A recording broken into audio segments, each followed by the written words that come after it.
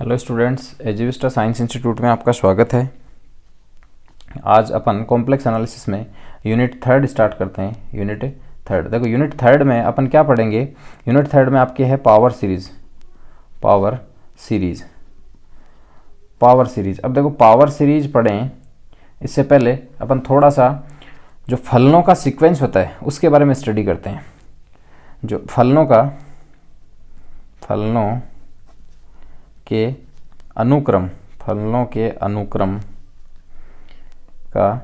के अनुक्रम का अभिसरण, इसके अभिसरण के बारे में पढ़ते हैं।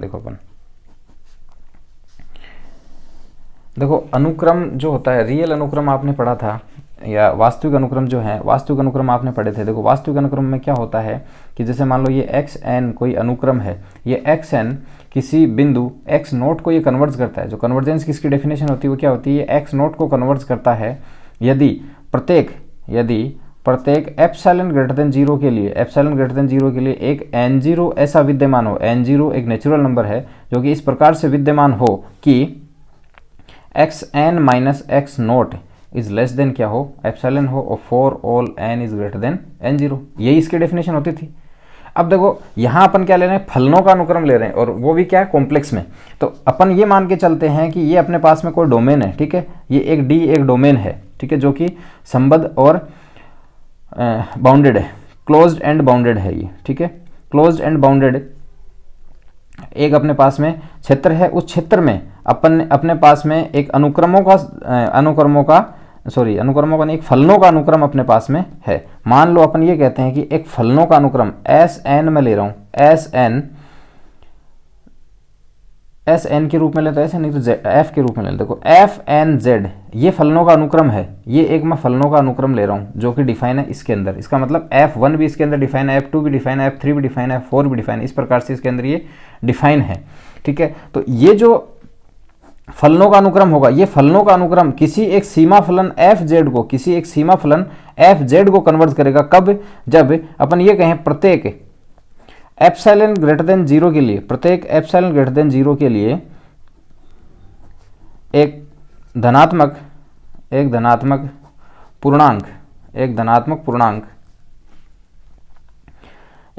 पूर्णांक n0 इस प्रकार से विद्यमान हो, n0 इस प्रकार विद्यमान हो कि fnz minus fz is less than क्या हो, एप्सिलॉन हो, is less than epsilon for all n is greater than equal n0। ये कंडीशन है, ठीक है।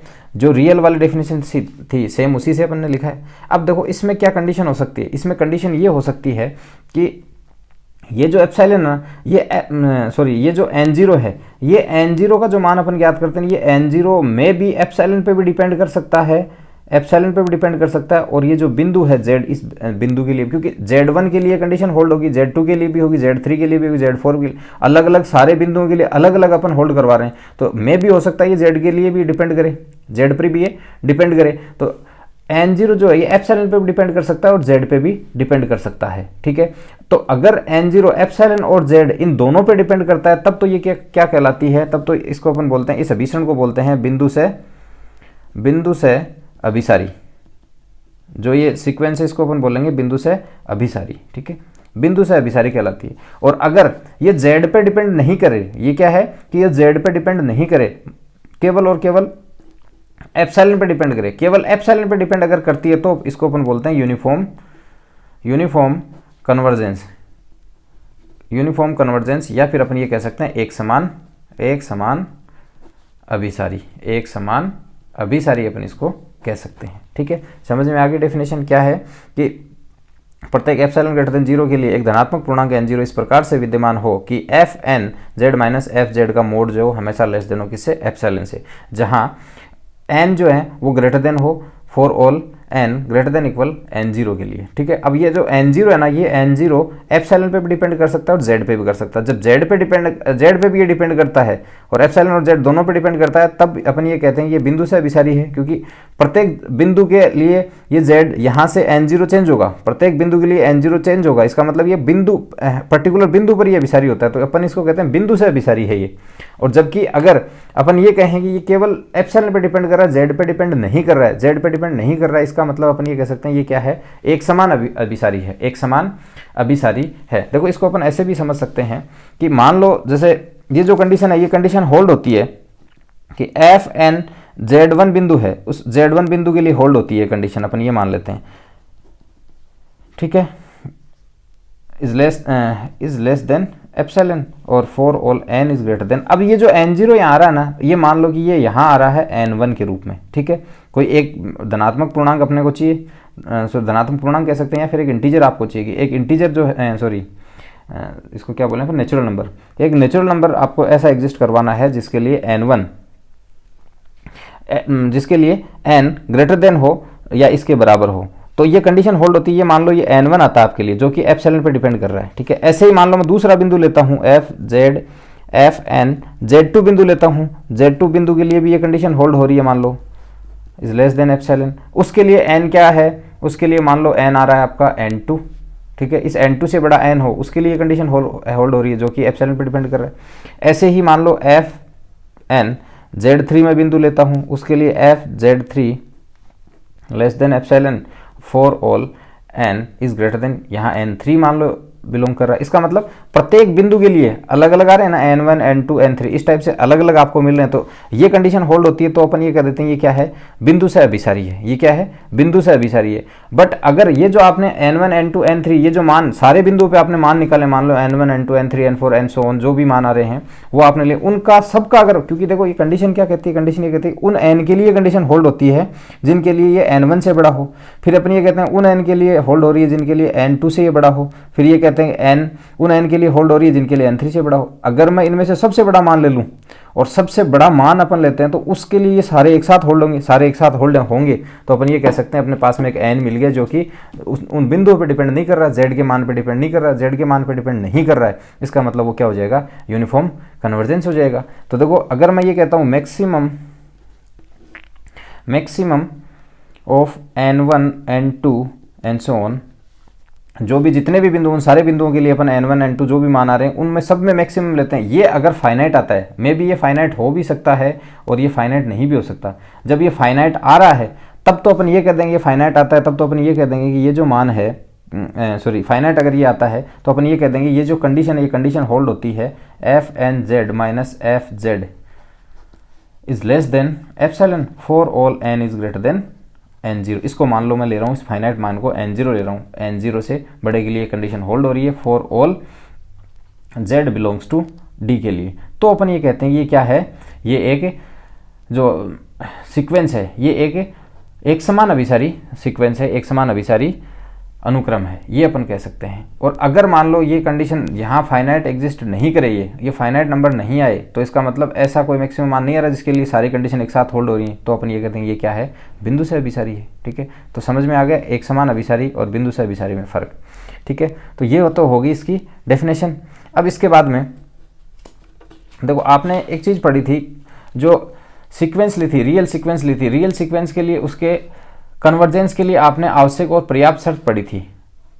आवश्यक और पर्याप्त शर्त उसमें क्या थी, कोई भी एक सीक्वेंस कन्वर्जेंट होती है अगर वो क्या हो, कॉची सीक्वेंस हो। और कॉची सीक्वेंस का जो तरीका था, या कॉची सीक्वेंस अपन किसे कहते हैं, उसके लिए जो फंडामेंटल रिजल्ट था वो क्या था, अपन ये कह सकते हैं कोई भी सीक्वेंस है वो सीक्वेंस एक रियल सीक्वेंस, ये कहें एक रियल सीक्वेंस एक्शन है, ये कन्वर्जेंट होगी, ये कन्वर्जेंट होगी इफ़ एंड ओनली इफ, यदि और केवल यदि एक्स एन क्या हो, कॉची सीक्वेंस हो। और कॉची सीक्वेंस अपन किसे कहते हैं, जो कि इस कंडीशन को होल्ड करे, किसको, एप्सिलॉन ग्रेटर देन 0 के लिए, प्रत्येक एप्सिलॉन ग्रेटर देन 0 के लिए एक प्रत्येक एप्सिलॉन ग्रेटर देन 0 के लिए एन तथा एम दो इंटीजर इस प्रकार से हों कि पॉजिटिव इंटीजर, दो पॉजिटिव इंटीजर इस प्रकार से हों कि x n minus x m is less than आ जाए एप्सिलॉन से, इज लेस देन एप्सिलॉन से। ठीक है। तो इसको अपन बोलते हैं, और जहाँ ये जो है n जो है ये बड़ा होना चाहिए m से, ठीक है, और ये भी क्या किसी एक n0 से। अपन इसको इस प्रकार से कहें कि एप्सिलॉन ग्रेटर देन 0 के लिए, ठीक है, xn तथा xm किसी एक फिक्स नंबर के लिए लेते हैं। देखो इसको अपन ऐसे डिफाइन करते हैं, दोबारा से देखो कि xn जो है ये कन्वर्जेंट होगी, ये कन्वर्जेंट है इफ़ एंड ओनली इफ़ प्रत्येक एप्सिलॉन ग्रेटर देन 0 के लिए, प्रत्येक एप्सिलॉन ग्रेटर देन 0 के लिए एक धनात्मक पूर्णांक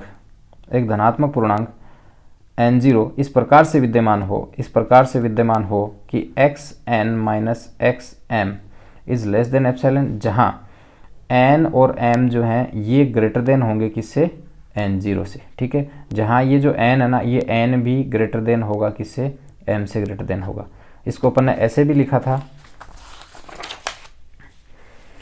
हाँ देखो इसको अपन ने ऐसे भी लिखा था कि कोई एक सीक्वेंस है वो कौन सी सीक्वेंस कहलाती है, अगर प्रत्येक एप्सिलॉन ग्रेटर देन 0 के लिए एक n0 इस प्रकार से विद्यमान हो कि xn plus p minus xn is less than क्या हो, एप्सिलॉन हो, for all n is greater than n0 और p जो है ये ग्रेटर देन इक्वल 1 हो। ये भी अपन ने पढ़ा था, ठीक है। ये कौन सी सीक्वेंस की डेफिनेशन थी। अब उसी टाइप से अपन इसके लिए भी एक आवश्यक और पर्याप्त प्रतिबंध करेंगे, किसके लिए, फलनों के अनुक्रम के लिए। तो फलनों के अनुक्रम f(n)z के लिए, फलनों के अनुक्रम f(n)z के लिए क्या होगा, वो जो कंडीशन होगी, आवश्यक और पर्याप्त प्रतिबंध क्या होगा, इसके कन्वर्जेंस के लिए, एक समान कन्वर्जेंस के लिए आवश्यक और पर्याप्त शर्त क्या होगी, प्रत्येक एप्सिलॉन ग्रेटर देन 0 के लिए, प्रत्येक एप्सिलॉन ग्रेटर देन 0 के लिए एक धनात्मक पूर्णांक n0 जो कि किस पे डिपेंड हो, केवल एप्सिलॉन पे, n0 इस प्रकार से विद्यमान हो कि fn plus p z minus fnz is less than epsilon for all n is greater than n0 and p is greater than equal 1, ठीक है। ये डेफिनेशन मतलब ये आपने कोसी जो सीक्वेंस थी उसी की डेफिनेशन से यहाँ अप्लाई कर दिया किस पे, फंक्शंस पे। तो फंक्शंस के लिए भी ये कंडीशन बनेगी कि अगर जो अनुक्रम है, फलनों का जो अनुक्रम है, उसके लिए प्रत्येक एप्सिलॉन ग्रेटर देन 0 के लिए एक n0 ऐसा जो कि केवल एप्सिलॉन पर डिपेंड करता हो, इस प्रकार से विद्यमान हो कि fn plus p z minus fnz is less than epsilon हो, तो ये जो सीक्वेंस बनेगी, ये सीक्वेंस क्या होगी, कन्वर्जेंट सीक्वेंस होगी। या आप इसका उल्टा भी ले सकते हैं कि अगर ये कंडीशन होल्ड होती है तो कन्वर्जेंट होगी, और अगर कन्वर्जेंट है तो ये कंडीशन होल्ड होगी। ये दोनों चीज़ें इसमें अप्लाई होती है। देखो इसकी डेफिनेशन में लिखी हुई है, वो आप देख लें। आप यहाँ से अब वीडियो से लिखें तो वीडियो से लिख लें, नहीं तो मैं इसको अपलोड भी करवा दूंगा साथ में PDF को, ठीक है। देखो फलनों के अनुक्रम का एक समान अभिसरण, इसके लिए मैंने क्या बताया आपको, फलनों का एक अनुक्रम Sn, उसमें Fn लिया था, इसमें Sn ले रखा है, Snz प्रांत D में सीमा फलन Sz को एक समान अभिसरित होता है यदि प्रत्येक स्वच्छ धनात्मक वास्तविक संख्या एप्सिलॉन ग्रेटर देन 0 के लिए एक धनात्मक पूर्णांक m एप्सिलॉन पर डिपेंड, केवल एप्सिलॉन पर निर्भर करे, इस प्रकार विद्यमान हो कि D के प्रत्येक बिंदु Z के लिए Snz minus Sz is less than क्या हो, एप्सिलॉन हो, जहाँ n is greater than m। उसमें अपन m की जगह n0 ले रहे थे, ठीक है। वही चीज़ है, जहाँ एप्सिलॉन चाहे जितना छोटा आप ले सकते हैं, ठीक है, 0 नहीं होना चाहिए, 0 के नज़दीक आप ले सकते हैं, ठीक है, चाहे जितना छोटा ले सकते हैं, नेगेटिव नहीं लेंगे, ठीक है।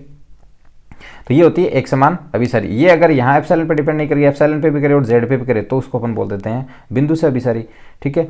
अब देखो अनुक्रमों के अभिसरण के लिए कौशी का सामान्य सिद्धांत। अब कौशी का सामान्य सिद्धांत क्या है, जो मैंने अभी बताया, किसी परिबद्ध तथा संवर्त प्रांत D में अनुक्रम SNZ के एक समान अभिसरण के लिए आवश्यक तथा पर्याप्त शर्त क्या है कि प्रत्येक धनात्मक वास्तविक संख्या एप्सिलॉन के लिए धनात्मक पूर्णांक m जो कि एप्सिलॉन पे, केवल एप्सिलॉन पे निर्भर करता है, तथा p इस प्रकार विद्यमान हो कि Sn plus p z minus SNZ is less than epsilon for all n is greater than m, जहाँ p क्या है, ग्रेटर देन 1 है, ठीक है।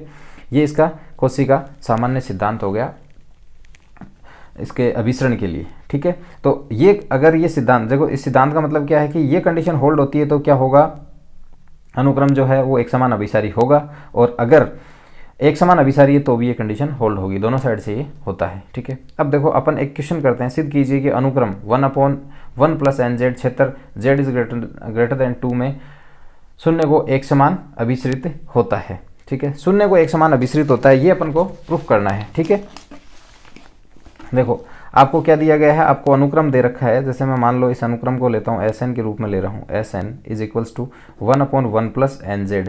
ये अनुक्रम आपको दिया गया है। इसके लिए कहा गया है कि ये 0 को अभिसरित होता है और वो भी एक समान अभिसारी है। ये अपन को प्रूफ करना, साथ में क्या है, mod z is greater than equal to, इस क्षेत्र में परिभाषित है ये। ठीक है, अब देखो इसको कैसे प्रूफ करेंगे, अपन को प्रूफ करना है क्या कि ये 0 को अभिसरित होता है, 0 को अभिसरित होता है, ये प्रूफ करना। इसका मतलब अपन को प्रूफ क्या करना होगा, अपन को प्रूफ ये करना होगा कि प्रत्येक एप्सिलॉन के लिए एक एप्सिलॉन अपन लेके चलेंगे। एप्सिलॉन के लिए एक n0 आपको ऐसा एग्जिस्ट करवाना है, या m जिसको कह सकते हैं आप, n0 एक ऐसा एग्जिस्ट करवाना है जो कि केवल और केवल किस पे डिपेंड करे, एप्सिलॉन पे डिपेंड करे, z पे डिपेंड नहीं करे, केवल एप्सिलॉन पे डिपेंड करे, जिसके लिए क्या हो, Sn-0 Snz -0 is less than क्या हो, is less than epsilon j for all n is greater than n0। यही तो प्रूफ करना है अपन को। इसका मतलब अपन ये लेके चलें कि Sn एप्सिलॉन आप लेके चल रहे हैं, एप्सिलॉन कोई भी आपने एक एप्सिलॉन ग्रेटर देन 0 कोई एक धनात्मक वास्तविक संख्या ली है, जिसको आप चाहे जितना छोटा ले सकते हैं, Sn -0 ये लेके चल रहे हैं, इसको लेस देन एप्सिलॉन लेके चल रहे हैं, तो अपन को तो ये n0 का मान ही तो फाइंड आउट करना है यहाँ कि n0 जो है वो अगर एप्सिलॉन पे डिपेंड करेगा तब तो क्या होगा, एक समान अभिसारी होगी। अगर ये एप्सिलॉन और z दोनों पे डिपेंड करता है तो क्या हो जाएगी, ये बिंदु से अभिसारी होती है। ठीक है, तो अपन को इसमें n0 फाइंड आउट करना है। तो देखो ये मान अपन लेके चलते हैं, तो देखो इसका मान क्या दिया होगा आपको, Snz, ये मान क्या दे रखा है, इसको Snz लेते हैं अपन, इसका मान क्या दे रखा है आपको, 1/, इसको मैं यहाँ से ये लिख सकता हूँ 1/1 + nz -0 का mode is less than epsilon. ठीक है, अब देखो यहाँ से इसको आप लिख सकते हैं 1/1 + nz लिख सकते हैं इज लेस देन एप्सिलॉन। ठीक है, अब देखो अगर मैं इसको ऐसे लिखूं, this is equals to 1 + nz, उल्टा कर लेते हैं, 1 + nz क्या होगा, बड़ा होगा किससे, एप्सिलॉन से। अब अपन को पता है जो ट्रायंगल प्रॉपर्टी होती है मोड के लिए, उससे अपन क्या लिख सकते हैं, 1 + nz ऐसे लिख सकते हैं, is greater then 1 + nz mode, इससे बड़ा, और जबकि ये किससे बड़ा है, एप्सिलॉन से। तो आप इसको क्या लिख सकते हैं, 1 को देखो 1 का मोड 1 होता है और n भी इसमें क्या है, पॉजिटिव इंटीजर है, तो ये भी n आएगा बाहर और केवल मोड z आ जाएगा और इस ग्रेटर देन क्या होगा, एप्सिलॉन। ठीक है, इस ग्रेटर देन क्या है, एप्सिलॉन है। तो अब यहाँ से आप क्या लिख सकते हैं, क्योंकि आपको क्या निकालना था, उस n का मान तो निकालना, तो अपन क्या करेंगे, n इज ग्रेटर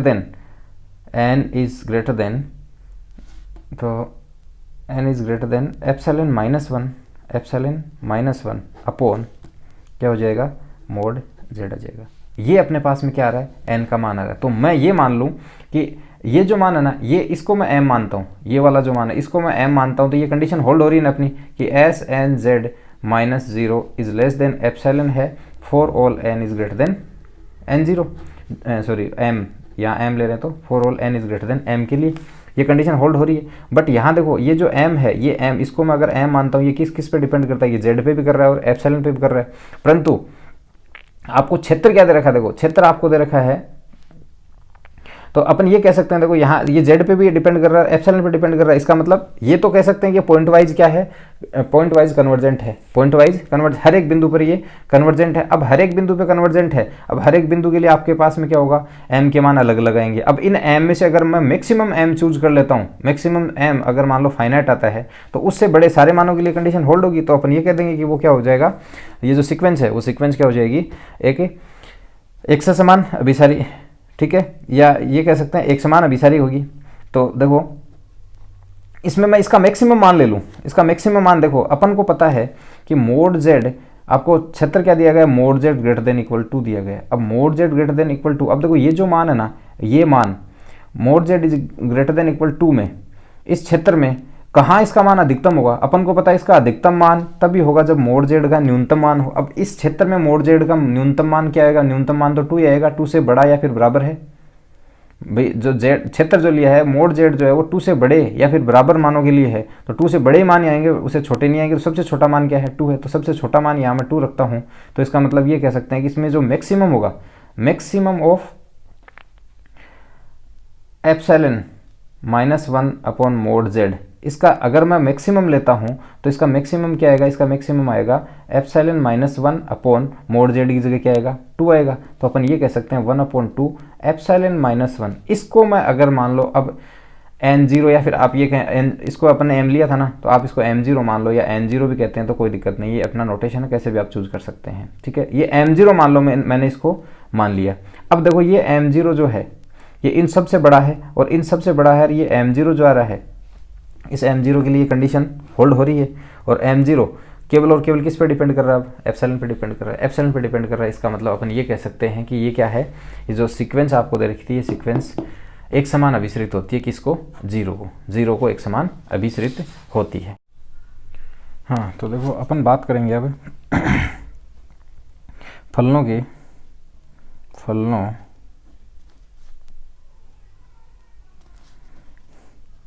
की श्रेणी का एक समान अभिसरण, फलनों की श्रेणी का एक समान अभिसरण, ये अपन को करना है। ठीक है, देखो अपन ने जो रियल सीरीज पढ़ी थी, वास्तविक श्रेणियाँ जो अपन ने पढ़ी थी, जो फर्स्ट ईयर में आपके थी, फर्स्ट ईयर में कैलकुलस में जो श्रेणियाँ थी, देखो उसमें क्या था, श्रेणियों का अभिसरण क्या होता है, श्रेणियों का अभिसरण। जैसे मान लो कि मैंने कोई सीरीज ले रखी है, एक सीरीज ले रखी है UN n = 1 to infinite.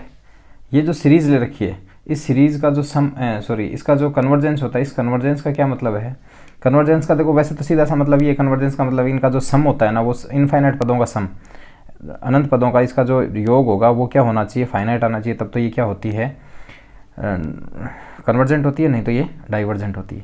But इसके कन्वर्जेंस को अपन कैसे डिफाइन करते हैं, देखो इसके कन्वर्जेंस को कैसे डिफाइन करते हैं, अपन इनके पार्शियल सम का एक सीक्वेंस बनाते हैं, पार्शियल सम का सीक्वेंस बनाते हैं। देखो Sn अपन डिफाइन करते हैं कैसे, U1 + U2 प्लस जो n पद हैं उनका योगफल।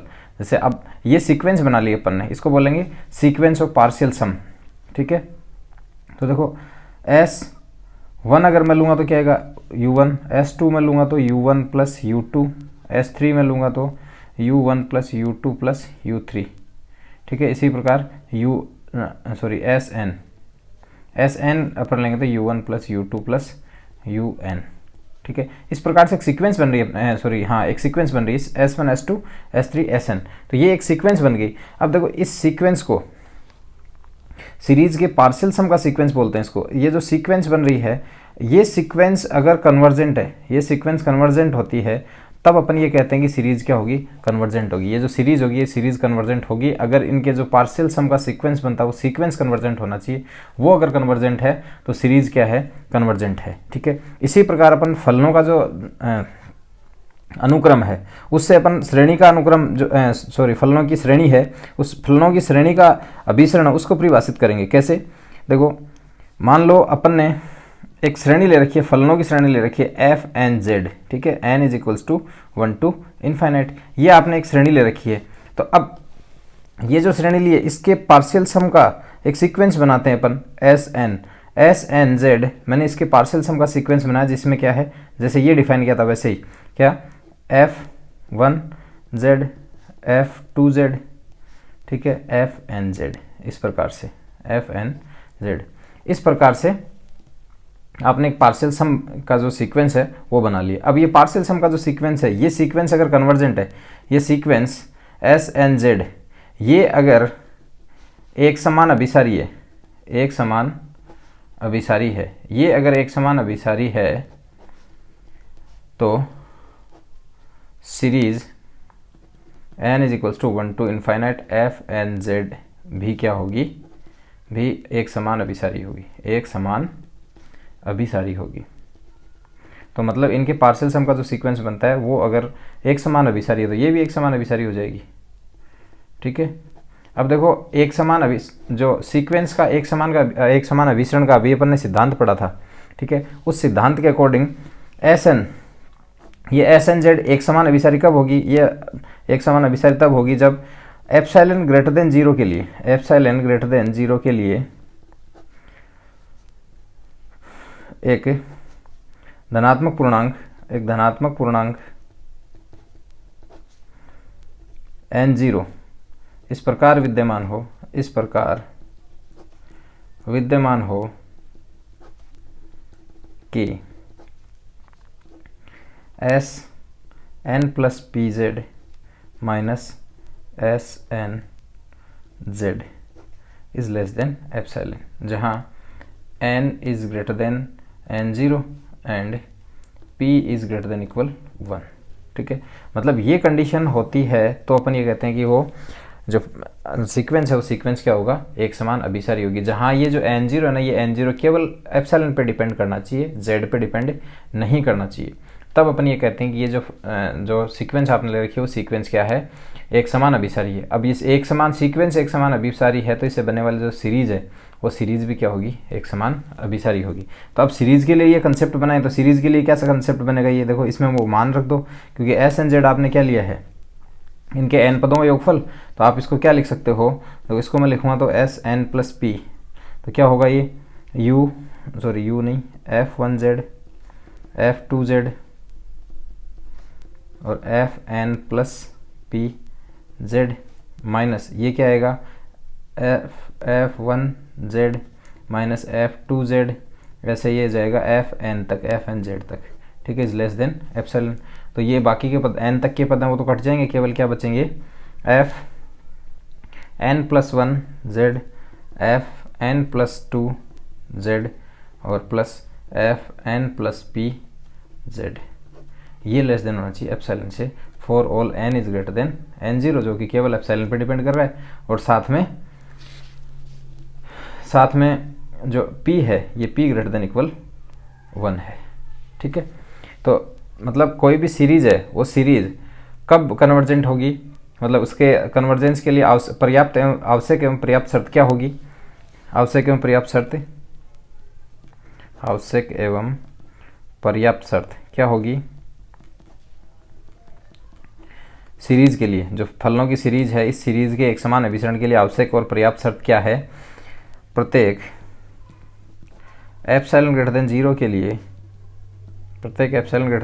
लिए एक धनात्मक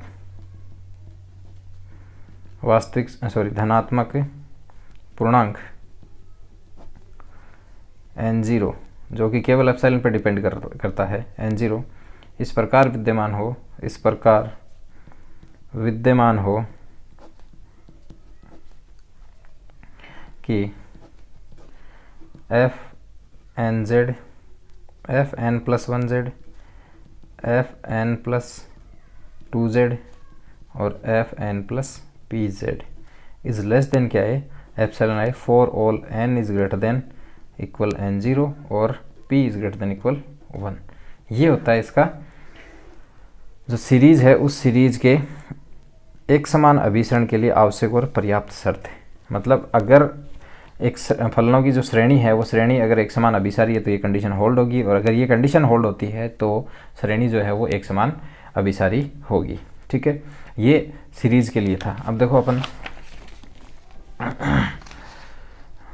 इसके लिए अपन ने एक एग्जाम्पल किया है, वो बता दूं आपको।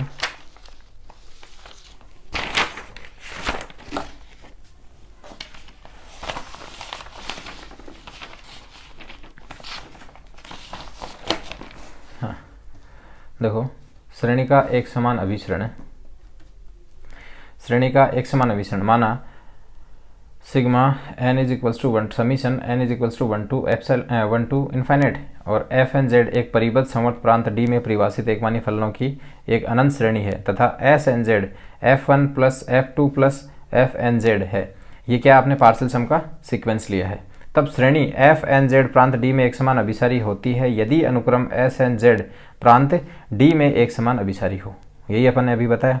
ठीक है, अब देखो अपन इस पे एक एग्जाम्पल करते हैं, सिद्ध कीजिए। हाँ देखो, ये एग्जाम्पल अपन करते हैं। सिद्ध कीजिए कि श्रेणी z 1 minus Z plus Z square 1 minus Z plus and so on अभिसारी है, जबकि mode z is less then 1 है, इसका योग भी प्राप्त कीजिए तथा सिद्ध कीजिए कि यह श्रेणी z is less than equal 1/2 में एक समान अभिसारी है, परंतु z is less than equal 1 में एक समान अभिसारी नहीं है। मतलब अपन को ये प्रूफ करना है। इसमें देखो आपको सीरीज क्या दे रखी है, आपको श्रेणी दी गई है, श्रेणी आपको दे रखी है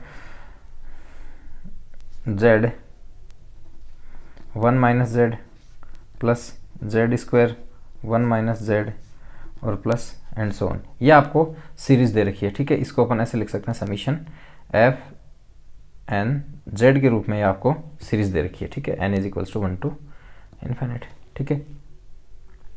ये सीरीज आपको गिवन है। अब अपन को देखो इसका क्या करना है, इससे आपको पार्शियल सम निकालना है। तो इसका पार्शियल सम निकालेंगे तो देखो क्या होगा, एस एन के रूप में लिखेंगे, एस एन जेड के रूप में। एस एन जेड का मतलब है, सॉरी, एस एन जेड, इसका मतलब क्या होगा, आप इसके एन पदों का योगफल लोगे तो एन पदों का, ये तो पहला पद, ये दूसरा पद, तो एन पदों का योगफल क्या आएगा, Z 1 minus Z, Z square, और फिर ये भी 1 माइनस जेड है, 1 माइनस जेड और प्लस जेड की पावर एन और 1 माइनस जेड, ठीक है। यही आएगा। इनका सम करेंगे तो देखो ये क्या है, जेड सॉरी ये तो जेड बन रहा है, Z minus Z square plus Z square minus Z cube और प्लस एंड सो ऑन, फिर आएगा जेड की पावर एन माइनस जेड की पावर एन प्लस 1। तो देखो ये जेड स्क्वायर से लेके जेड स्क्वायर कट जाएगा, जेड क्यूब कट जाएगा, जेड एन तक के पदों को कट जाएंगे, केवल और केवल क्या बचेगा, जेड माइनस जेड की पावर एन प्लस 1 अपने पास में मान बचेगा, ठीक है। ये बच रहा है अपने पास में एस एन जेड। अब देखो अपन को इसमें प्रूफ क्या करना है, अपन को 3 रीजन दे रखे हैं। देखो एक तो अपन को पहले तो ये प्रूफ करना है कि ये z is less than equal 1 में क्या है, अभिसारी है। केवल अभिसरण के लिए कहना आपको कि ये अभिसारी है, ठीक है। फिर दे रखा है कि मोड z लेस देन 1/2, इस क्षेत्र में क्या है, ये एक समान अभिसारी है, इस क्षेत्र में एक समान अभिसारी है। फिर आपको प्रूफ करना है कि z लेस देन इक्वल 1 क्षेत्र लेते हैं तो इसमें ये एक समान अभिसारी नहीं, ये अभिसारी तो है पर एक समान अभिसारी नहीं है, मतलब उसमें बिंदु से अभिसारी वो होगी। ये अपन को प्रूफ करना है इसमें। तो देखो एस एन जेड, अगर मैं ऐसे लिखता हूँ इसको, S N Z minus Z mod is equals to क्या हो जाएगा, माइनस जेड की पावर एन प्लस 1 मोड। इसको क्या लिख सकते हैं, जेड की पावर एन प्लस 1, ठीक है। इस टाइप से अपन इसको शो कर सकते हैं। अब देखो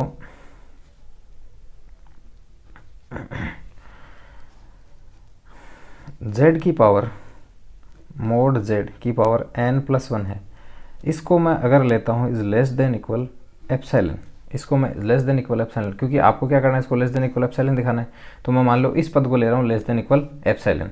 अब देखो यहाँ से अपन को क्या करना होगा, यहाँ से अपन को n0 की वैल्यू तो फाइंड करनी है। तो देखो मैं यहाँ से इसका लॉग लेता हूँ दोनों तरफ, तो लॉग लूँगा तो क्या हो जाएगा, n plus 1 log mode z और is less then log epsilon. अब देखो आपको मोड z क्या दे रखा है, मोड z दे रखा है, mod z is less than equal 1, तो mod z less than equal नहीं है, शायद लेस देन 1 ही होना चाहिए। अच्छा एक मिनट, देखो लेस देन ही है, इक्वल नहीं है इसमें, केवल और केवल less than 1, mode z less than 1। अब मोड z लेस देन 1 में क्या होगा कि मोड z का मान लेस देन 1 है, तब ये जो log z का मान होता है ये हमेशा नेगेटिव वैल्यू देगा अपन को, ठीक है। नेगेटिव वैल्यू देता है तो अपन इसको ऐसे लिख सकते हैं कि log z sorry n plus 1 is greater than log epsilon upon log mod z, ऐसे लिखा जा सकता है, ठीक है। अब this is equals to n is greater than log epsilon upon log mod z और माइनस 1, ठीक है। अब देखो अपन को n का मान मिल गया, मतलब अपन ये कह सकते हैं, मैं अगर आप देखो इसको n0 मानता हूँ, ये जो पद है ना, इस पद को अगर मैं n0 मानता हूँ तो n0 आप इसको मानते हो तो आपको n0 मिल रहा है, n0 मिल रहा है, उससे बड़े n के लिए क्या सेटिस्फाई हो रहा है, S N Z minus Z is less than epsilon for all n is greater than n0, जहाँ n0 अगर मैं ले रहा हूँ इसको log epsilon upon log mod z minus 1, ठीक है। जहाँ ये जो मोड z है ना, ये नॉट इक्वल्स टू 0 होना चाहिए, 0 के बराबर नहीं होना चाहिए, क्योंकि 0 होगा तो ये क्या मान आ जाएगा, इन्फाइनाइट मान यहाँ बनेगा। तो अगर 0 के लिए आप अलग से चेक कर सकते हैं, 0 के लिए अलग से चेक करना चाहें तो Sn0 का मान क्या आएगा, यहाँ से Sn0 का मान आएगा 0। तो Sn0 किसको कन्वर्ट कर रही है, ये Sn0 0 है, इसका मतलब आप ये कह सकते हैं कि Sn0 जो है वो 0 को कन्वर्ट कर रही है। ठीक है, तो अपन कह सकते हैं कि मतलब Sn0 0 बिंदु उस पर तो 0 को कन्वर्ट कर रही है, बाकी जो बिंदु उसमें Snz, तो Snz जो है वो z को कन्वर्ट कर रही है। इसका मतलब अपन ये कह सकते हैं कि mode z is less then 1 में श्रेणी अभिसारी है, श्रेणी अभिसारी है। ठीक है, इसमें अभिसारी है। अब अपन को चेक करना है कि ये जो श्रेणी है ये एक समान अभिसारी है कि नहीं, एक mode z is less than half में मोड z। अब अपन को चेक करना है क्या कि mode z is less then 1/2 इस क्षेत्र में क्या ये इज लेस देन इक्वल, इस क्षेत्र में ये क्या एक समान अभिसारी। अब एक समान अभिसरण के लिए देखो यहाँ ये एप्सिलॉन पे भी डिपेंड कर रहा है और z पे भी डिपेंड कर रहा है। तो आपको ये फाइंड आउट करना है कि एप्सिलॉन और z पे डिपेंड कर रहा है तो एक समान अभिसारी होगी नहीं, केवल अगर ये एप्सिलॉन पे डिपेंड करता है तो ये एक समान अभिसारी होती है। अब देखो ये जो मान होता है ना, हम जानते हैं कि ये जो मान है n0 का जो अपन ने मान लिया है log epsilon upon log mod z -1, ये जो मान अपन ने लिया है, क्योंकि एप्सिलॉन भी बहुत छोटी संख्या होती है। ठीक है, 1 से जनरली 1 से इसको छोटा ही लिया जाता है, और ये एप्सिलॉन 0 से बड़ा और 1 से छोटा अपन ले रहे हैं, बहुत ही छोटी संख्या है। उसके लिए देखो अपन को पता है कि mode log epsilon upon mode z -1, इसका अधिकतम मान जो होगा ना, इसका अधिकतम मान वो हमेशा अपने को मिलेगा 1/2 पे। मोड z इस क्षेत्र की बात कर रहे हैं, पर mode z is less than equal 1/2 में इस क्षेत्र में इसका जो अधिकतम मान आएगा ना, वो अधिकतम मान अपन को mod z is equals to 1/2 पे ही प्राप्त होगा। 1/2 पे अगर ये अधिकतम मान मिलता है अपने को, तो अपन ये कह सकते हैं कि log एप्सिलॉन अपॉन log 1/2 -1, इसको मैं n0 चूज कर सकता हूँ। इसको मैं n0 चूज करता हूँ तो ये जो n0 मिल रहा है, ये n0 अब केवल एप्सिलॉन पे डिपेंड कर रहा है, n0 केवल एप्सिलॉन पे डिपेंड कर रहा है। इसका मतलब अब इस क्षेत्र के अंदर ये सीरीज क्या होगी, एक समान अभिसारी होगी।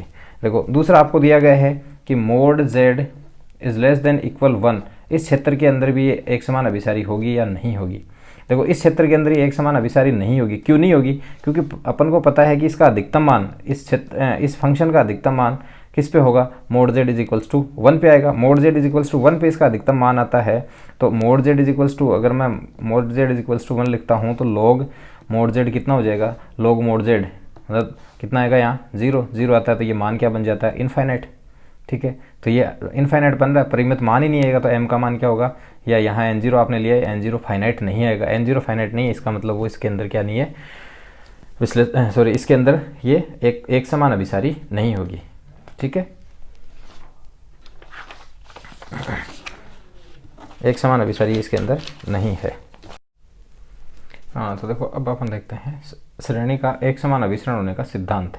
ठीक है, अभी जो मैंने बताया था आपको, एक परिबद्ध समवर्त प्रांत D में परिभाषित एकमानी फलनों की अनंत श्रेणी n is equals to 1 to infinite f n z के D में एक समान अभिसारी होने के लिए आवश्यक तथा पर्याप्त शर्त है कि दिए गए स्वच्छ धनात्मक संख्या एप्सिलॉन, चाहे जितनी छोटी, के लिए एक धनात्मक पूर्णांक m जो केवल एप्सिलॉन पर निर्भर करे इस प्रकार विद्यमान होगी, fn +1 2 z और प्लस fn+2 z और and fn+p z is less than epsilon और n is greater than equal m and p is greater than equal 1। ठीक है, यही आवश्यक और पर्याप्त शर्त होती है।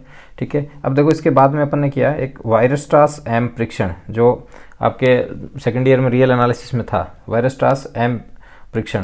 देखो वायरस्ट्रास एम परीक्षण के अकॉर्डिंग क्या होता है, यदि एक series n is equals to 1 to n f n z परिबद्ध एवं समवर्त प्रांत D में परिभाषित फलनों की अनंत श्रेणी है तथा माना mn धनात्मक वास्तविक संख्याओं का अनुक्रम इस प्रकार है कि mod f n z is less than mn for all z belongs to D तथा for all n belongs to natural number n, तथा सेकंड है श्रेणी n is equals to 1 to infinite mn अभिसारी है, तब श्रेणी n is equals to 1 to infinite f n z एक समान अभिसारी होगी। देखो इसको कैसे समझे अपन,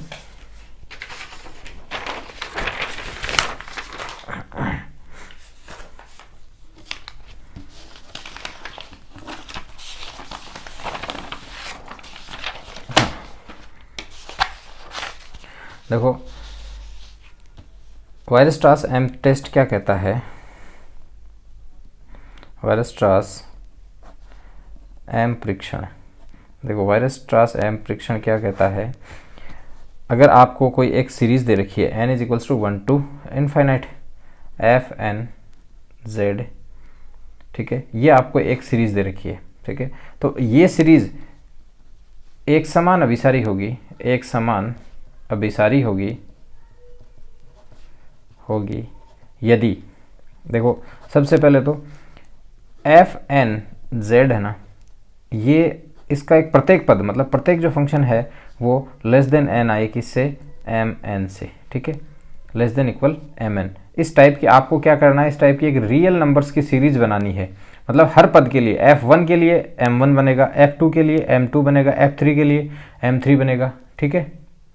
तो इस टाइप से अपन को एक सीरीज बनानी है, रियल सीरीज, जो कि इसके प्रत्येक पद से वो करस्पॉन्डिंगली उससे बड़ी होगी, mn जो है ये भी रियल नंबर आएगा, इस रियल नंबर से ये बड़ी आएगी हर एक पद के लिए, ठीक है। तो ये जो सीक्वेंस ये जो सीरीज बनती है, अब ये जो सीरीज है mn सीरीज, ये mn series n is equals to 1 to infinite, ये अगर कन्वर्जेंट हो, ये अगर कन्वर्जेंट आ जाती है, ये अगर कन्वर्जेंट हो तो अपन ये कहेंगे कि ये जो सीरीज है आपकी एफ एन, ये एक समान अभिसारी होगी। ये m n test, sorry Weierstrass m test कहता है। वायरस्ट्रास एम टेस्ट क्या कहता है कि जो एक सीरीज है F N N is equals to 1 to infinite, तो इसके लिए अगर अपन इस टाइप से एम एन एक श्रेणी बनाएं रियल नंबर्स की, जो कि इसके हर एक पद से बड़ी बने, ठीक है, मतलब उसका प्रत्येक पद इसके प्रत्येक करस्पॉन्डिंग उसके पद से, जैसे f1 है, f1 से बड़ा जाए, f1 का मोड है उससे बड़ा हो m1, f2 के मोड से बड़ा हो m2, f3 के मोड से बड़ा हो m3, इस टाइप से अपन एक सीरीज का निर्माण कर लें, ठीक है। और वो जो सीरीज है वो सीरीज रियल नंबर की सीरीज बनेगी। ये सीरीज अगर कन्वर्जेंट है तो अपन ये कह सकते हैं ये जो सीरीज फंक्शंस की जो सीरीज बन रही थी एक समान अभिसारी है, ठीक है। ये वायरस्ट्रास एम परीक्षण, देखो इस पर भी एक क्वेश्चन किया, देखो वायरस्ट्रास एम टेस्ट जो है इस पे क्वेश्चन आपको दिया गया है, इसको चेक करना है। श्रेणी n is equals to 1 to infinite z की power 2n upon 1 minus z की पावर 2n, और रीजन आपको दे रखा है क्या, रीजन दिया गया mod z is less than equal r, जहाँ r का जो मान है वो r है 0 से 1 के बीच में, ठीक है। इसके लिए आपको एक समान अभिसरण की जाँच करनी है, ठीक है, एक समान अभिसरण की जाँच करनी है, ये वाला अपना क्वेश्चन है, ठीक है। मतलब ये श्रेणी आपको दे रखी है फंक्शंस की, क्षेत्र आपको दे रखा है mod z is less than equal r, और r का मान जो है वो 0 से लेके 1 के बीच में होगा, ठीक है। इस श्रेणी के लिए आपको चेक करना है कि ये एक समान अभिसारी है या नहीं है। अब इसमें अपन वायरस्ट्रास एम टेस्ट लगाएंगे। देखो अपने को ये सीरीज दे रखी है, तो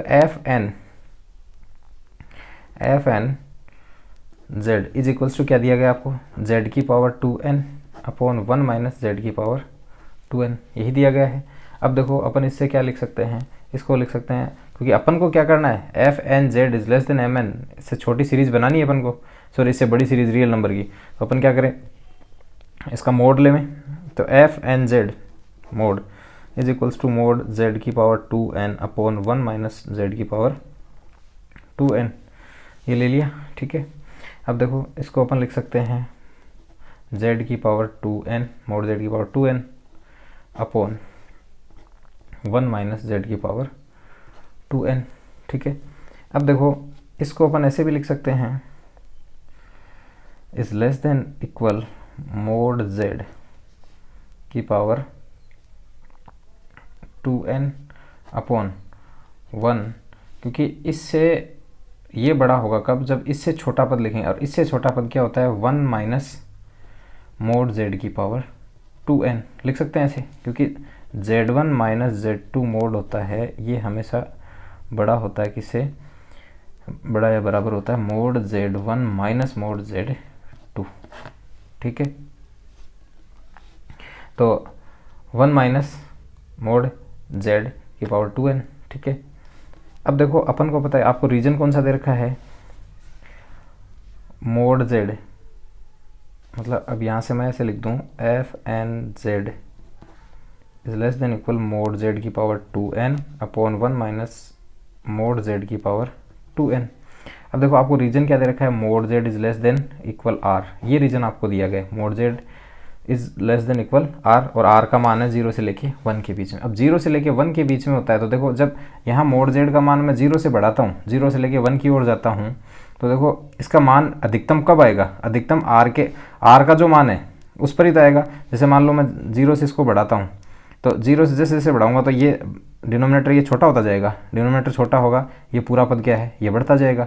इसका मतलब इसका जो अधिकतम मान है, अधिकतम मान अपन को किस पे मिलता है, mod Z is equals to R पे तो मिलेगा। तो mod Z is equals to R में इसमें रिप्लेस कर रहा हूँ, तो mod Z is equals to R में इसमें रिप्लेस करूँगा तो क्या होगा, मोड जेड सॉरी आर की power 2n upon 1 minus R की पावर 2n, ये अपने पास में सीरीज़ बन जाएगी। तो मैं ये मान लेता हूँ कि mn जो सीरीज़ है वो सीरीज़ मैंने बनाई है क्या, r की power 2n upon 1 minus R की पावर 2n, जहाँ r का मान क्या है 0 से लेके 1 के बीच में है।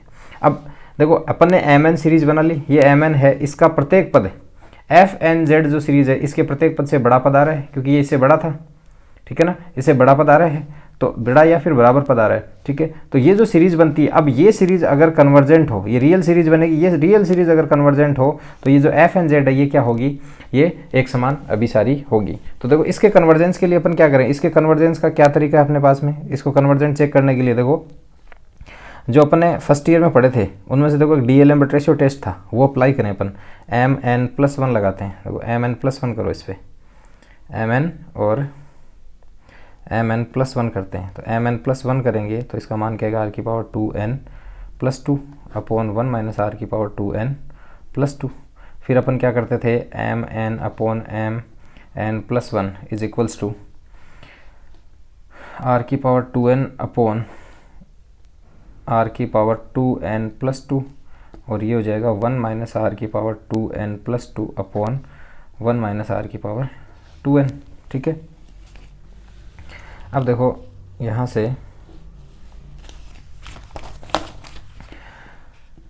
r की पावर 2n, तो r की पावर 2n से r की पावर 2n तो कट जाएगा, 1 अपॉन ये बचेगा आपका r², ठीक है। फिर ये आएगा आपका 1 माइनस r की power 2n+2 upon 1 minus R की पावर 2n। अब अगर मैं लिमिट अप्लाई करता हूँ, इस पर लिमिट अप्लाई करता हूँ, limit n tends to infinite, ये लिमिट अप्लाई करते थे DLM रेशियो टेस्ट के लिए, ठीक है। तो ये लिमिट अप्लाई करते हैं तो इसका मान क्या आएगा, देखो r का मान क्या है, r का मान है 0 से लेके 1 के बीच में, 0 से लेके 1 के बीच में है, तो ये पद क्या देगा अपन को, 1 से छोटा होता है, 0 से बड़ा होता है, तो r का स्क्वायर से बढ़ने सॉरी r की जो पावर है वो बढ़ाते जाएंगे तो मान छोटे होते जाएंगे, 0 की तरफ चले जाएंगे, तो ये तो मान क्या आएगा 0, ये भी क्या आएगा 0, तो यहाँ से तो आ गया 1, तो इसका मान क्या आया 1 अपॉन r²। तो इसका मतलब ये हो गया अपने पास में mn अपॉन mn+1 और limit n tends to infinite पर मान आ रहा है क्या, 1 अपॉन r²। अब r देखो r का मान है 0 से लेके 1 के बीच में, इसका मतलब 1 अपॉन r² क्या होगा, 1 अपॉन r² ग्रेटर देन होगा किससे, 1 से, ग्रेटर देन 1 है, ये ग्रेटर देन 1 होता है तब क्या होता है, जो सीरीज़ है, सीरीज़ mn क्या होती है, अभिसारी होती है, तो सीरीज़ mn क्या है, अभिसारी है। अब सीरीज़ mn अभिसारी है, इसका मतलब आप वायरस्ट्रास m टेस्ट से ये कह सकते हैं कि जो सीरीज़ आपकी है fnz जो सीरीज़, ये जो सीरीज़ आपको दे रखी थी क्या, summation n is equals to 1 to infinite z की power 2n upon 1 minus z की पावर 2n, ये सीरीज़ क्या है, एक समान अभिसारी है, ठीक है। यही अपन को इसमें शो करना था, ठीक है, ये इसमें किया हुआ है, ठीक है। तो ये तो था एक समान अभिसरण के लिए वायरस्ट्रास m टेस्ट, सीरीज़ के एक समान अभिसरण के लिए वायरस्ट्रास m टेस्ट। अब इसके बाद में है घात श्रेणी, ठीक है। देखो घात श्रेणी, घात श्रेणी क्या होती है,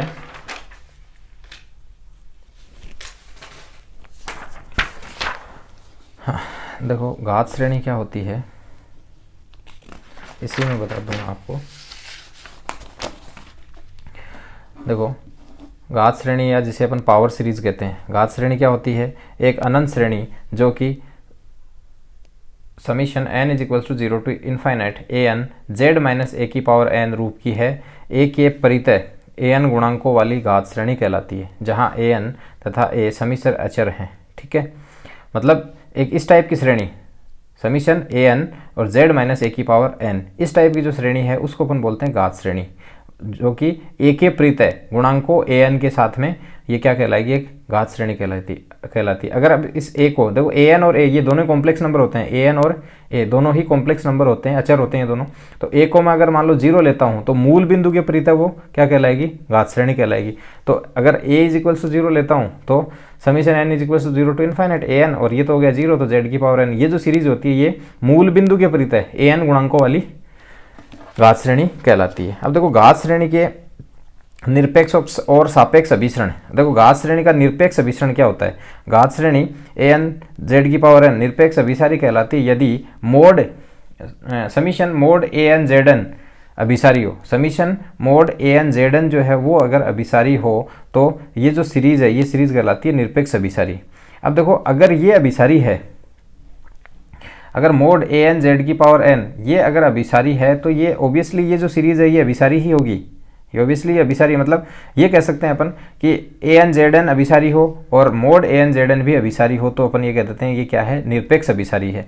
और अगर श्रेणी ए एन जेड एन ये तो अभिसारी हो, A N Z N series है ये तो अभिसारी हो, परंतु इसका जो मापांक वाली जो मोड वाली जो सीरीज है वो अगर अपसारी होती है तो अपन ये कहते हैं कि ए एन जेड एन जो सीरीज है, ये जो पावर सीरीज है, ये पावर सीरीज क्या होगी, एक सशर्त अभिसारी या फिर सापेक्ष अभिसारी।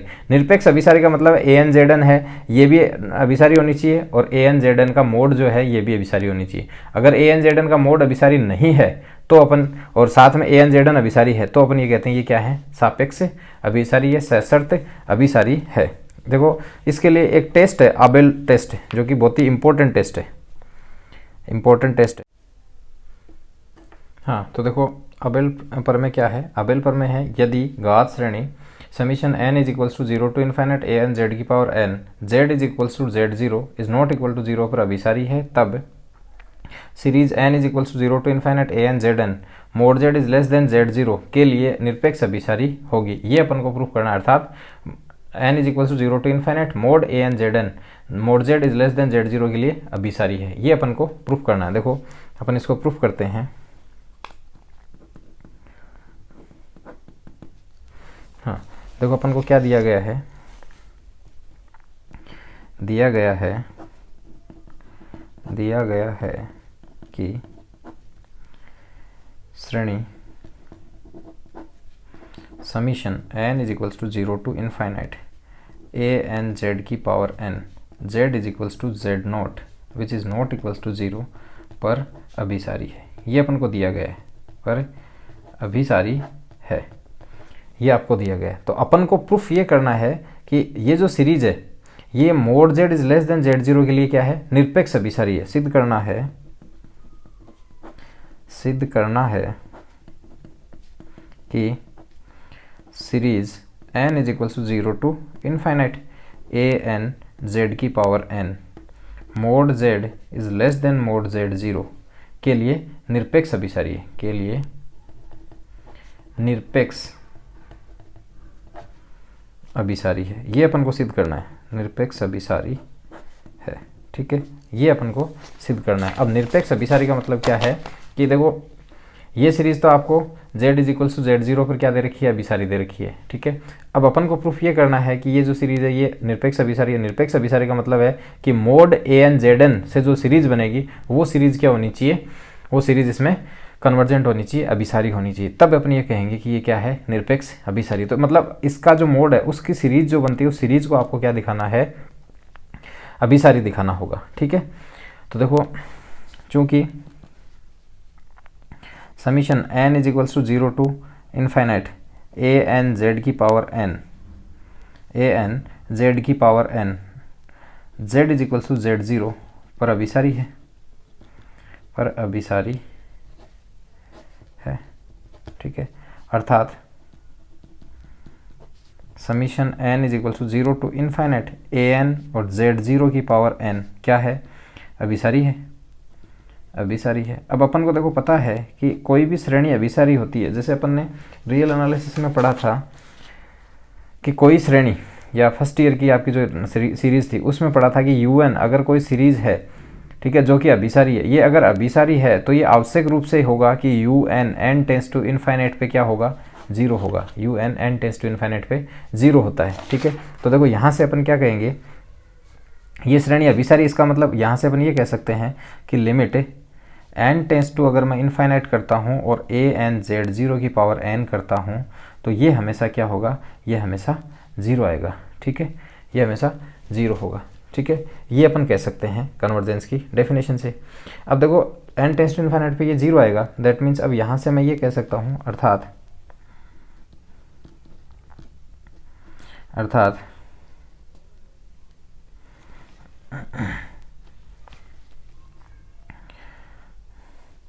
किसी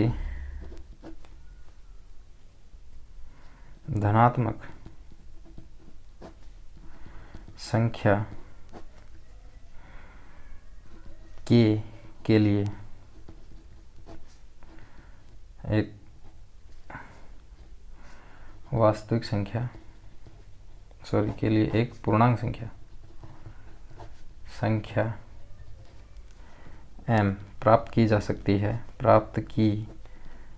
सकती है जिसके लिए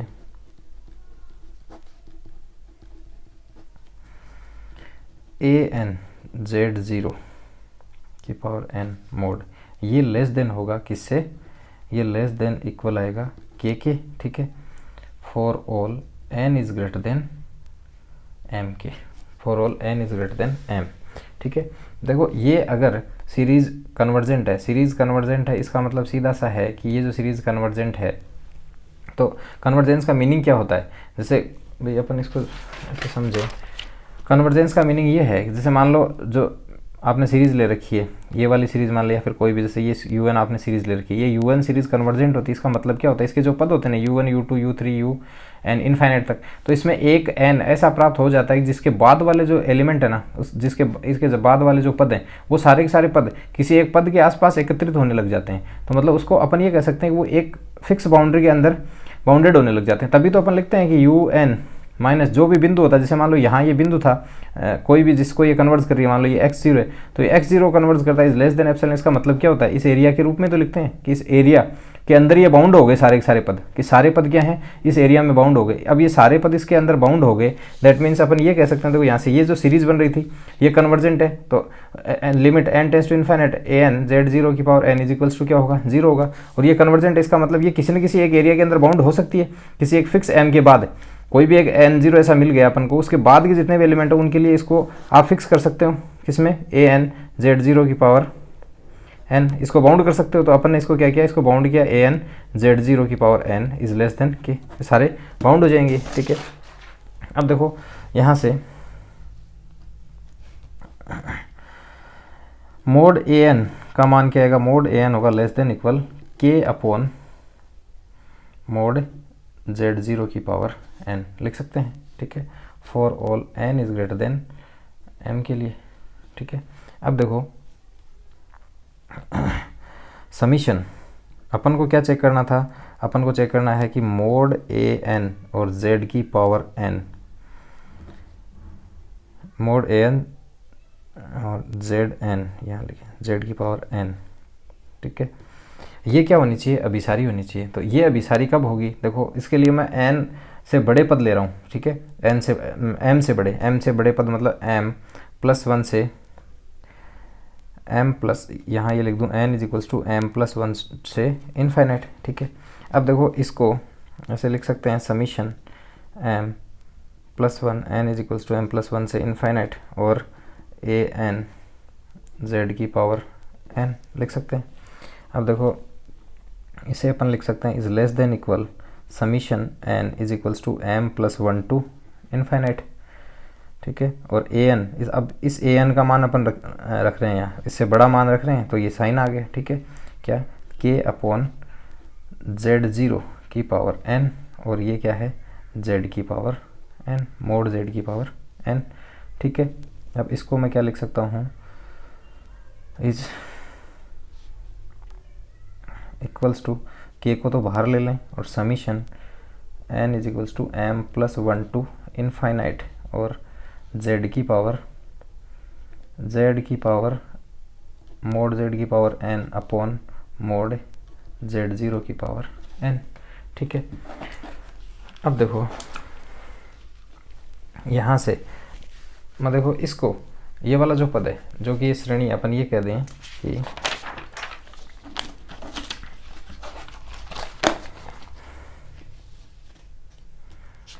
चूंकि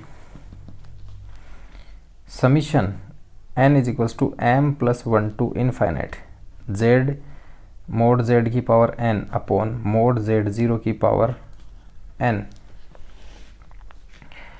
या इसको अपन ऐसे लिखें, summation n is equals to m plus 1 to infinite और mod z upon mode z0 की पावर n एक गुणोत्तर श्रेणी है, एक गुणोत्तर श्रेणी है, अतः तथा गुणोत्तर श्रेणी है तथा मोड z, ये क्या है, mod z is less then है मोड z0 से, ये अपन को क्वेश्चन में दिया गया है।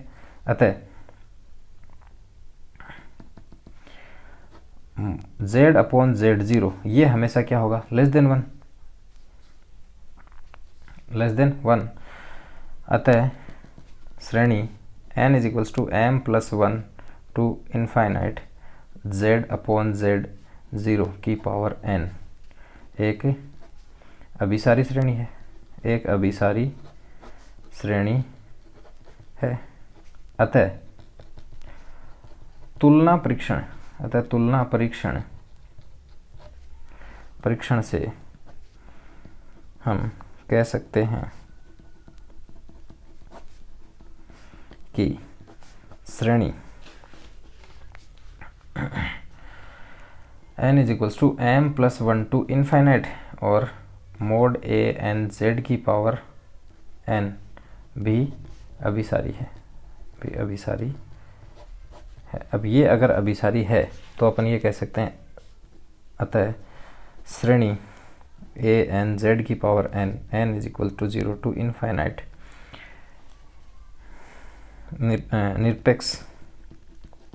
निरपेक्ष अभिसारी, यही अपन को इसमें प्रूफ करना था, निरपेक्ष अभिसारी है। ठीक है, यही अपन को इसमें शो करना था। देखो एक बार फिर से अपन ने इसमें क्या किया है,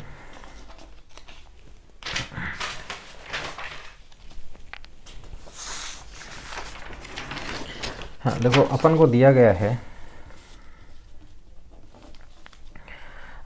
गया है कि समीशन a n z की पावर n जो है ये z is equals to z0 पर क्या है, अभिसारी है। ठीक है, ये अपन को दिया गया है कि ये जो श्रेणी है ये श्रेणी अभिसारी है z is equals to z0 पर। अपन को प्रूफ करना है ये जो श्रेणी है ना, ये श्रेणी क्या हो, ये श्रेणी निरपेक्ष अभिसारी हो। निरपेक्ष अभिसारी का मतलब इसका जो मोड की जो सीरीज बनेगी वो भी क्या होनी चाहिए, अभिसारी होनी चाहिए। तो अपन देखो, अपन को पता है कि ये श्रेणी अभिसारी है, ये मतलब a n z0 की पावर n ये क्या है, अभिसारी है, ये अभिसारी है। इसका मतलब ये कह सकते हैं n टेंस टू इनफाइनाइट पे a n z0 की पावर n ये क्या होगा, ये टेंड करेगा 0 की ओर, ये अपन कह सकते हैं। अब साथ ही देखो ये श्रेणी अगर अभिसारी होती है, अभिसारी इसका मतलब इसका जो सम है वो फाइनाइट आ रहा है, या फिर इसके जो n जो धीरे धीरे जो पद हैं वो 0 की तरफ टेंड कर रहे हैं। मतलब अपन ये कह सकते हैं यहाँ से कि ये धीरे धीरे जो पद हैं ये 0 की तरफ टेंड कर रहे हैं। तो यहाँ से आप ये कह सकते हो कि अपने को एक ऐसा m मिल जाएगा, m या n0 आप कह सकते हैं, जैसे 1 2 3 ऐसे पहले ये पद चल रहे हैं, जैसे मान लो a1 a2 इस टाइप से। तो ये जो पद है ना, इन पदों में एक आपको n ऐसा मिल जाएगी, उसके बाद के सारे पद हैं वो धीरे धीरे किसकी तरफ जा रहे हैं, 0 की तरफ जा रहे हैं, 0 की तरफ जा रहे हैं। तो इसका मतलब आप यहाँ से लिख सकते हैं an और z0 की power n minus 0 is less then कोई k होगा, एप्सिलॉन अपन लेते हैं ना, जहाँ एप्सिलॉन के रूप में यहाँ मैंने इसको k ले लिया क्योंकि एक धनात्मक पॉजिटिव संख्या होनी चाहिए।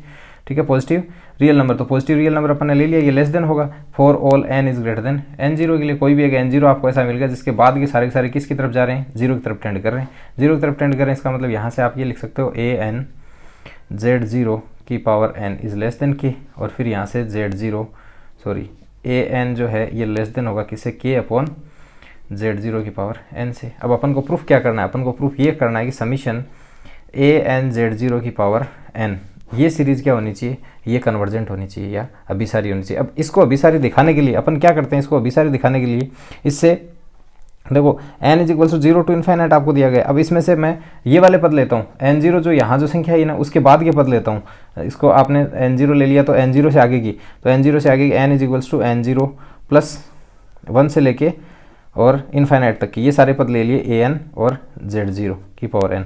अब अगर ये सीरीज कन्वर्जेंट होगी तो ये भी सीरीज कन्वर्जेंट होगी, क्योंकि फाइनाइट नंबर ऑफ टर्म्स अपन ने हटाई है वो वापस जोड़ते हैं तो कन्वर्जेंट ही होती है। भाई कोई सीरीज कन्वर्जेंट है इसका मतलब ये है कि उसका इनफाइनाइट पदों का सम जो है वो फाइनाइट है। अब उसमें फाइनाइट नंबर ऑफ टर्म्स जोड़ते हैं तो वो भी तो फाइनाइट ही तो आएगा, तो इसका मतलब आप यहाँ से ये पद ले सकते हैं।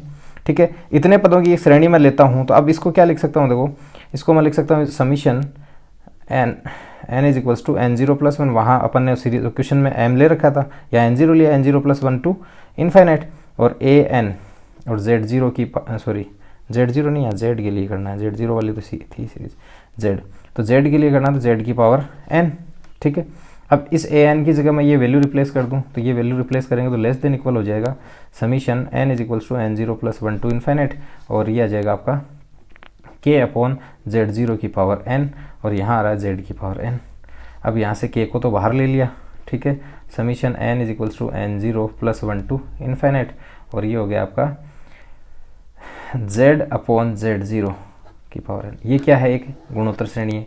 अब ये गुणोत्तर श्रेणी है, ठीक है, इस श्रेणी से ये बड़ी श्रेणी है, ये गुणोत्तर श्रेणी है। गुणोत्तर श्रेणी का सार्वनुपात अगर 1 से छोटा हो, 0 से बड़ा और 1 से छोटा होता है तो वो श्रेणी क्या होती है, कन्वर्जेंट होती है। तो इसका मतलब ये वाली सीरीज जो है ये क्या है, कन्वर्जेंट है। ये सीरीज कन्वर्जेंट है। अपन ने देखो फर्स्ट ईयर में जो सीरीज तुलना परीक्षण पढ़ा था, तुलना परीक्षण में क्या था कि कोई भी सीरीज un और vn दो सीरीज हैं, un और vn दो सीरीज हैं, तो अगर un का प्रत्येक पद लेस देन हो किससे, vn से, और vn जो है ये vn सीरीज जो अगर कन्वर्जेंट हो तो उससे छोटे पदों वाली सीरीज जो होगी वो क्या होगी, कन्वर्जेंट होगी। इसका मतलब ये अगर कन्वर्जेंट है तो इससे छोटे पदों वाली सीरीज क्या है, ये कन्वर्जेंट होगी, और ये कन्वर्जेंट है तो इससे अपन ये कह सकते हैं ये भी क्या है, कन्वर्जेंट है। ये कन्वर्जेंट है तो आप यहाँ से ये कह सकते हैं क्या है, निरपेक्ष अभिसारी है। ठीक है, यही अपन को इसमें प्रूफ करना था। ठीक है, धन्यवाद।